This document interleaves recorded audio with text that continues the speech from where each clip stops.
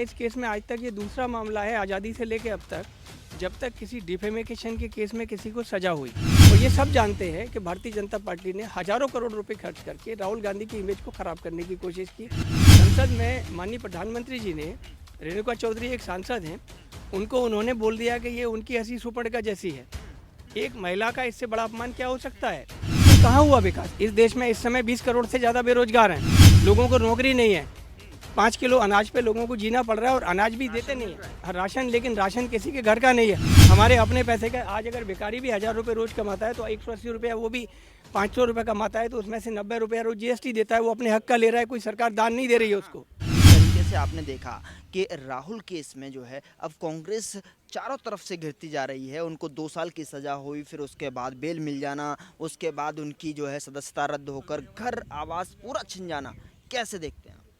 देखिए ये सब जहाँ तक एक डिफेमेशन का केस, उनके ऊपर एक कंप्लेंट दायर हुई, कंप्लेंट के ऊपर जिस तरीके से 2 साल से वो केस बंद पड़ा था, उसके ऊपर स्टे लगा हुआ था, बाद में स्टे हटा, और स्टे हटने की आप एक पूरी सीक्वेंस देखिए। सीक्वेंस इस तरीके की है कि जब राहुल गांधी ने पार्लियामेंट में एक भाषण दिया, उस भाषण में सरकार से बहुत सारे सवाल उठाए, हिंडसबर्ग रिपोर्ट के ऊपर उठाए, 20,000 करोड़ के बारे में सवाल उठाया, और बहुत सारे सवाल देश में प्रजातंत्र की खात्मे के ऊपर तरह तरह के सवाल उठाए। मोदी जी से बहुत सारे सवाल पूछे कि आपका और अडानी का संबंध क्या है। तो जब एक तीखे सवाल आने लगे तो कहीं ना कहीं ये एक राजनीतिक बदले की भावना से जो कंप्लेनेंट था वो आगे आया। उसके पीछे कौन है? लगता यही है कि सरकार है उसके पीछे, सरकार है या भारतीय जनता पार्टी है। उन्होंने उस कंप्लेनेंट को प्रेरित किया कि उसने केस को स्टे हटवाने की मांग की, उसके बाद एक उस पर नतीजा आया, और नतीजा भी जिस तरीके से जल्दी आया। सामान्यतः इस केस में आज तक ये दूसरा मामला है आज़ादी से लेकर अब तक जब तक किसी डिफेमेशन के केस में किसी को सजा हुई। ये तो जहाँ तक मेरिट का सवाल है कि डिफेमेशन के केस में सज़ा सामान्यतः नहीं होती है, लेकिन अभी तक पिछले 75 साल के इतिहास में 2 केस में सजा हुई है। बाकी जहाँ तक इस केस में अगर हम डिफेमेशन की कानूनी तौर पे बात करें तो डिफेमेशन उनका, देखिए 3 लोगों के बारे में बात हुई थी, मेहुल चौकसी, ललित मोदी और दूसरा। तो अगर उन 3 का, तो अगर वो तीनों में से कोई भी एक डिफेमेशन का केस है फाइल करता तो समझ में आता कि डिफेमेशन का केस है, लेकिन एक तीसरा व्यक्ति, थर्ड पर्सन, जिसका कि कोई ना तो उसके ऊपर कोई बातचीत है, तो डिफेमेशन का केस किसी तरीके से बनता नहीं है। और नेचुरली सजा भी जिस तरीके से मजिस्ट्रेट के कोर्ट ने की वो कानूनी तौर पे जायज़ नहीं लगती, लेकिन चूंकि उनका फैसला है तो एक कानूनी प्रक्रिया है। लेकिन सर सवाल ये उठता है कि जिस तरीके से आप कह रहे हैं कि इतने सालों के बाद, इतने अंतराल के बाद एक डिफेमेशन का केस देखने को मिला है जिसमें इतनी जल्दबाजी हुई है और सज़ा दे दी गई और उनके जो सदस्यता रद्द कर दी गई। हम आपसे बात से सहमत हैं, लेकिन सवाल और जनता ये जानना चाहती है, क्या इस पर कोई अब दोबारा से कोई विकल्प बचा है जिससे कि राहुल गांधी दोबारा से सदन में जा सकते हैं, उनका बंगला बच सकता है? देखिए विकल्प है। तो इसमें विकल्प ये है कि उन्होंने एक अपील दायर कर दी, अपील में उनको जमानत भी मिल गई परसों। अब जमानत मिलने के बाद अपील की सुनवाई होगी, जिसकी तारीख 13 तारीख फिक्स हुई है। अब सुनवाई होगी, सुनवाई के बाद ये सारे मुद्दे जो मुझे संभवतया उनके जो लीगल टीम होगी उन्होंने ये सारी चीज़, ये मसले अपील कोर्ट में उठाए होंगे, और अपील कोर्ट सुनवाई करेगा, और सुनवाई होने के बाद संभावना ये है कि ये अपील उनकी जीतने लायक है और ये मामला शायद अपीलेट कोर्ट में जाके ख़त्म हो जाएगा। और एक बार मामला ख़त्म होता है तो उसके बाद सदस्यता बहाल हो जाएगी, और सदस्यता बहाल होती है उसके बाद बंगला भी वापस मिल जाएगा। लेकिन ये एक राहुल गांधी के उनके व्यक्तिगत तौर पे एक अच्छी बात है कि उन्हें जब उनसे बंगला खाली करने को बोला गया, क्योंकि आज की तारीख में वो संसद सदस्य नहीं है, तो उन्होंने अपना बंगला खाली करने की बात कर दी कि ठीक है भाई, मैं बंगला खाली कर दूंगा। लेकिन अगर हम इसको दूसरे परिप्रेक्ष्य में देखें, ऐसे बहुत सारे सांसद हैं, माननीय लालकृष्ण अडवाणी जी है जो कोई भी सदन के सदस्य नहीं है लेकिन उनके पास बंगला है, और ऐसे बहुत सारे लोग हैं जिनके पास संसद सदस्य नहीं है और उनकी सदस्यता जा चुकी है या सदस्य नहीं है लेकिन बंगला है। तो ये एक राजनीतिक प्रेरित भावना से प्रेरित कदम लगता है कि आपने एक तरफ जल्दबाजी में उनको एक्चुअली, उन्होंने कहा कि मोदी सरनेम को लेकर जो है पूरे जो ओबीसी समाज को आपने कटघरे में, दायरे में जो है शामिल कर दिया है, इस वजह से जो है आप पर केस। हाँ, लेकिन क्या होता है ना, ये सारी चीज़ के ऊपर एक हम अपने सामान्य बातचीत में और राजनीतिक जहाँ भाषण होता है, चुनाव के भाषण होता है, अभी आप 2 उदाहरण आपके साथ देना चाहूँगा। संसद में माननीय प्रधानमंत्री जी ने रेणुका चौधरी एक सांसद हैं, उनको उन्होंने बोल दिया कि ये उनकी हंसी सुपड़का जैसी है। एक महिला का इससे बड़ा अपमान क्या हो सकता है। दूसरा, उसके बाद अभी जब एक रिसेंटली एक फिर सदन में ही हुआ, ये भी सदन में भाषण देते हुए मोदी जी, प्रधानमंत्री जी हमारे बोलते हैं कि भाई गांधी परिवार का कोई भी व्यक्ति नेहरू सरनेम क्यों नहीं इस्तेमाल करता। हम सब जानते हैं कि सरनेम पिता का लगता है, माता का नहीं लगता।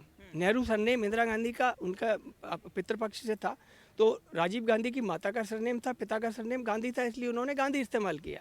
तो थोड़ा मुझे लगता है कि ये सारी ऐसी बहुत सारी चीज़ें होती हैं, और ये राजनीति में ऐसी इस तरीके की बातों की परंपरा नहीं थी, लेकिन पिछले 8-10 साल से ये परंपरा ज़्यादा बढ़ी है। और शायद इस परंपरा के जनक ज़्यादातर प्रधानमंत्री जी खुद ऐसी बातें बोल जाते हैं जो उन्हें नहीं बोलनी चाहिए।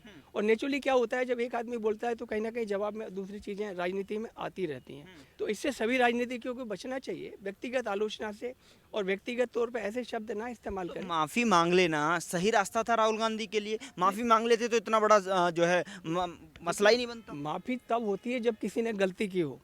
अब उनको लगता है उन्होंने कोई गलती नहीं की इसलिए माफ़ी नहीं मांगी। बाकी कोर्ट अपना काम करेगा, कोर्ट ये देखेगा कि इसमें कोई अवमानना हुई है या इसमें कोई मानहानि हुई है।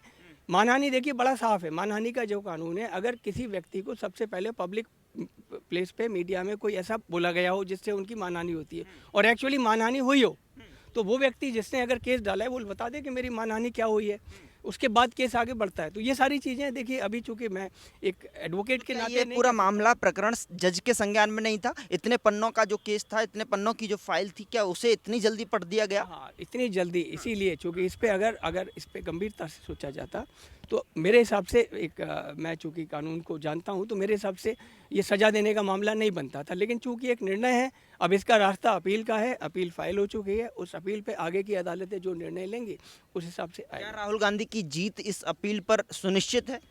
सुनिश्चित तो देखिए, ये तो कोई भी नहीं जानता, एक कानून में जज जो होते हैं उनको फैसला करना होता है।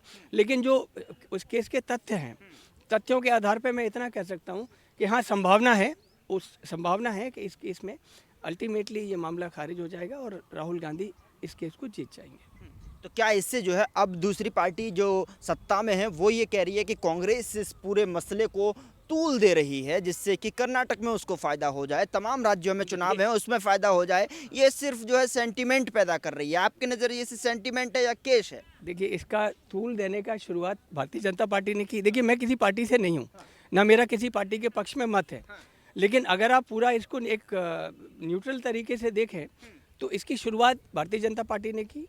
उन्होंने इस पूरे मसले को उछाला और उसके ऊपर एकदम तुरंत एक्शन लिया, और तुरंत एक्शन करके आनन फानन में इधर मजिस्ट्रेट का फैसला आया, और मजिस्ट्रेट के फैसले के बाद संसद सदस्यता रद्द कर दी, और उसके बाद उनका बंगला खाली कराने की बात की। तो नेचुरली क्या होता है ना, एक न्यूटन का नियम है कि जब कोई क्रिया होती है उसकी बराबर प्रतिक्रिया होती है और उल्टी दिशा में होती है। तो ये न्यूटन का नियम है। तो नेचुरली अगर मुद्दा आपने किया है तो मुद्दे का देखिए, ये राजनीति है, राजनीति में हर आदमी अपने हिसाब से राजनीतिक चीज़ों को इंटरप्रेट करता है। और चूंकि ये मसला कोलार का है, अगर कुछ इसमें होना भी था तो कर्नाटका में होना था, गुजरात का क्या मतलब। तो नेचुरली चूंकि कर्नाटका में होना है चुनाव, तो कर्नाटका में नेचुरली वो कांग्रेस भी अपनी पक्ष, अपनी बातें अपनी कर्नाटक की जनता के सामने रखेगी। अब ये तो जनता को निर्णय लेना है कि कौन सही है कौन गलत है।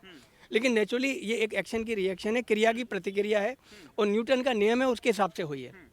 लेकिन इसमें दूसरा प्रकरण भी ये आ रहा है कि राहुल गांधी जी में जो है घमंड है और उनमें जो है अहंकार है, बुद्धि का विकास कम है। इस वजह से इसी बात से भाषा का इस्तेमाल करते हैं, ऐसी बातों का इस्तेमाल करते हैं, शब्दों का इस्तेमाल करते हैं।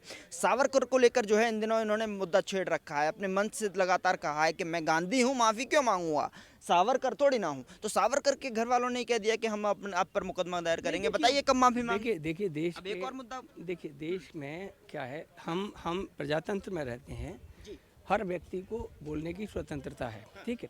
लेकिन अगर किसी को लगता है कि उसकी भावनाओं को ठेस पहुंची है तो अदालतों का रास्ता हमेशा खुला होता है, किसी के लिए भी खुला होता है।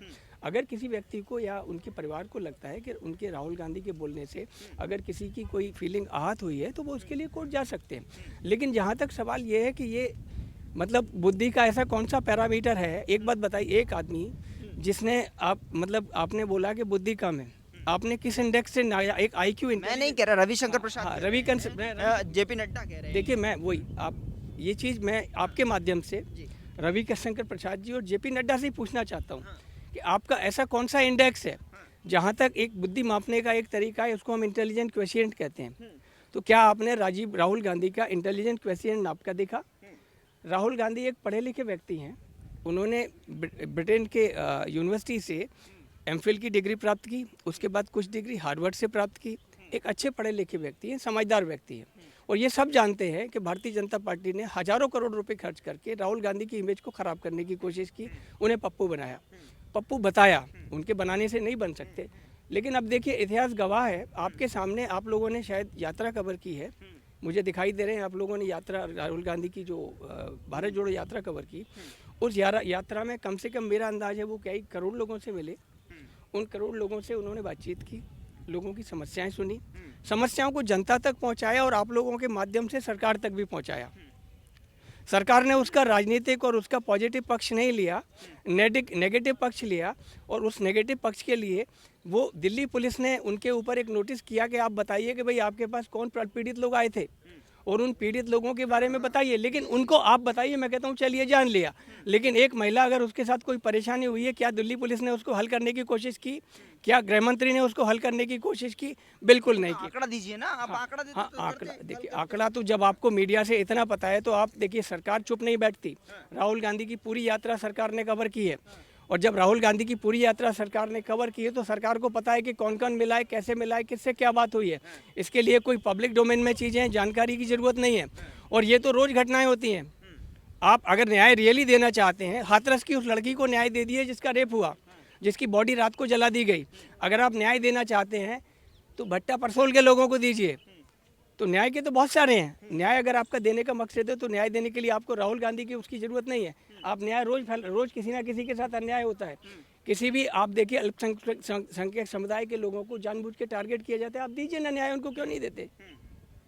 तो न्याय देना सरकार का काम है। लेकिन अगर आप एक पक्ष में जाके, आप तो 80-20 का खेल जब खेलते हैं तो फिर न्याय कहाँ से मिलेगा? तो 80-20 में तो न्याय नहीं मिलेगा, ये तो 20-20 हो जाएगा सीधा।